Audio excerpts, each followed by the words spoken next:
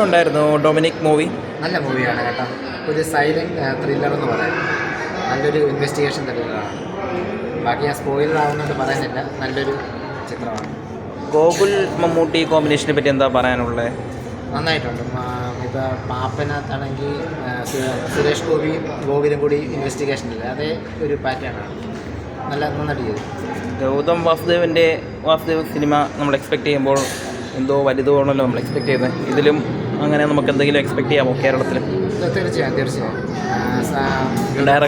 Direction vice ആയാലും investigation ആയാലും നമുക്ക് ത്രില്ലിംഗ് ആണോ? ഗൗതം സാറിൻ്റെ തമിഴ് മൂവീസാണല്ലോ, ഇത് മലയാളത്തിലാദ്യത്തെ പടമാണല്ലോ. ഇപ്പോൾ കാക്കാക്കയാണെങ്കിലും വേട്ടയാടി വിളയാടാണെങ്കിലും സാറിൻ്റെ തമിഴിലുള്ള ത്രില്ലേഴ്സിനെ വെച്ച് നോക്കുമ്പോൾ ഇതൊരു സൈലൻറ്റ് ത്രില്ലർ എന്ന് പറയാം. ഇതിൽ ഏത് ഭാഗമാണ് നമുക്ക് ഏറ്റവും കൂടുതൽ നമുക്ക് ത്രില്ലിംഗ് ആയിട്ട് തോന്നിയത്? അല്ല, അത് സ്പോയിലറാണ്, അതൊന്നും പറയുന്നില്ല. എന്നാലും മമ്മൂക്കിയിൽ നിന്ന് നമുക്കൊരു ഡിഫറെൻറ്റ് ജോണറിലുള്ളൊരു ഡിറ്റക്റ്റീവ് ഇൻവെസ്റ്റിഗേഷൻ ചിത്രമെന്ന് പറയാം. കാരണം എന്ന് പറഞ്ഞാൽ മമ്മൂക്കി ഇതുവരെ ചെയ്തിട്ടുള്ള CBI, ഉത്തരം, അങ്ങനെ പഴയ പടങ്ങളാണെങ്കിലും ഒരു അതിൽ നിന്നൊക്കെ ഒരു ഡിഫറെൻ്റാണ്. ഒരു സൈലൻറ്റ് ഇതിൽ പോകുന്നൊരു, പിന്നെ കോമഡി ഉണ്ട്, പിന്നെ ഗൗതം സാറിൻ്റെ മേക്കിങ് നല്ല ചിത്രമാണ്. നല്ല ഫാമിലിക്കും കാണാം, യൂത്തിനും കാണാം, എല്ലാ ഓഡിയൻസിനും കാണാവുന്നൊരു ചിത്രമാണ്. മമ്മൂട്ടി കമ്പനിയായ ബ്രാൻഡിങ് എങ്ങനെ നിലനിർത്തിയോ?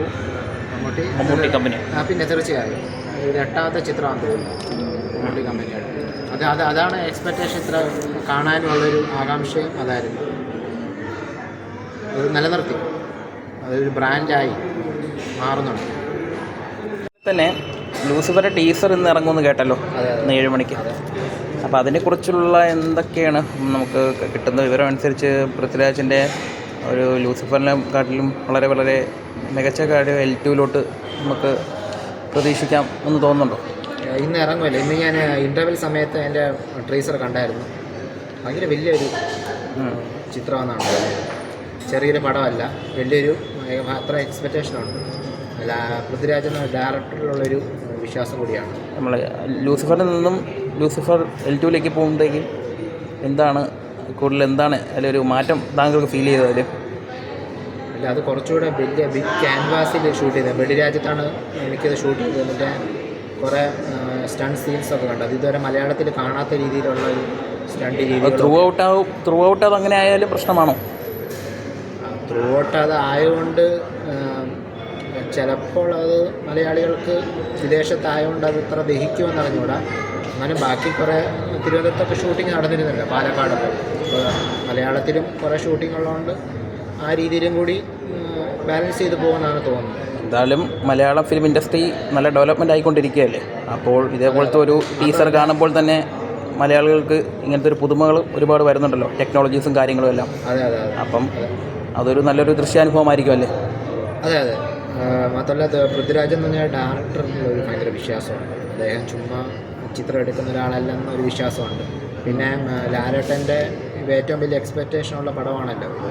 പിന്നെ തുടരും, തരുൺ മൂർത്തിയുടെ തുടരും. അതിപ്പോൾ റിലീസ് പോസ്റ്റ്പോണ്ട് ചെയ്തു. അതിൽ നല്ല പ്രതീക്ഷയുണ്ട്. കാരണം അത് ഡയറക്ടർ സൗദി വെള്ളക്കയും പിന്നെ ഓപ്പറേഷൻ ജാവയൊക്കെ ചെയ്ത ഡയറക്ടറാണ്. അപ്പം അദ്ദേഹത്തിലോട്ടും നമുക്ക് വലിയ പ്രതീക്ഷയുണ്ട്. പിന്നെ ഇനി ലാലേട്ടൻ്റെ മൂവീസിലെല്ലാം പ്രതീക്ഷയുണ്ട്. കാരണം ഇനി അൻവർ റഷീദും ജിത്തു മാധവൻ ആവേശത്തിൻ്റെ ഡയറക്ടർക്കൊക്കെ ലാലേട്ടൻ ഡേറ്റ് കൊടുത്തെന്നാണ് അറിഞ്ഞത്. അപ്പോൾ ലാലേട്ടൻ നല്ല വർഷമായിരിക്കും. മമ്മൂക്ക പിന്നെ കണ്ടിന്യൂസ് ആയിട്ട് ഇപ്പോൾ ഹിറ്റ്സുകൾ മാത്രം നൽകിക്കൊണ്ടിരിക്കുകയാണ്. അപ്പോൾ മമ്മൂട്ടി കമ്പനിയുടെ തന്നെ ഇപ്പോൾ ഫുള്ള് എൻ്റയർലി ഡിഫറെൻറ്റ് റോൾസ് ആണല്ലോ ചെയ്യുന്നത്. നമ്മൾ അൺഎക്സ്പെക്റ്റഡ് ആയിട്ടുള്ള പല റോൾസുകൾ ഇപ്പോൾ ചെയ്യുന്നത്. അതെ.